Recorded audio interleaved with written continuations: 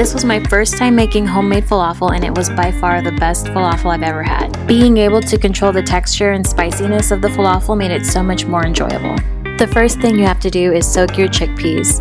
I always recommend soaking legumes the night before instead of quick soaking. When your chickpeas are ready, you can add your sauteed garlic, parsley, onions, flour, and spices to a food processor. I have a very small food processor, so I mixed everything in a bowl and then processed the mixture 1/2 at a time. For the spices, I added cumin, coriander, cayenne, salt, and pepper.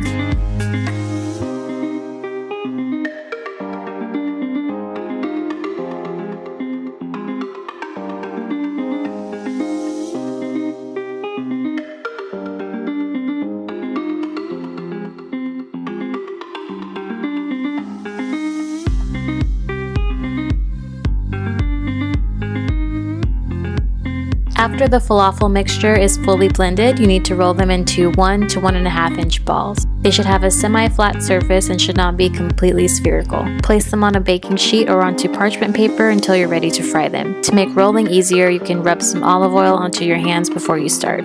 In a medium-sized skillet, heat your sunflower oil and begin frying. Make sure to use tongs or a pot skimmer to lower the falafel into the oil.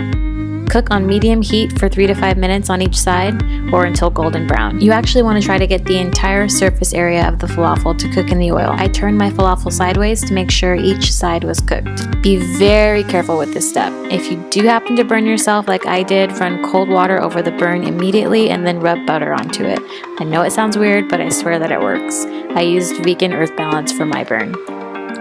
Place the cooked falafel onto a plate topped with a paper towel to absorb excess grease.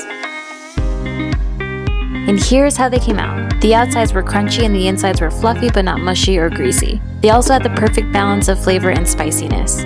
You can use them in salads, wraps, pitas, and power bowls, or by themselves with homemade hummus. That was it. I hope you guys enjoyed the video. Please be sure to like and subscribe. This recipe and others can be found at http://vegan.com. Thanks so much for watching.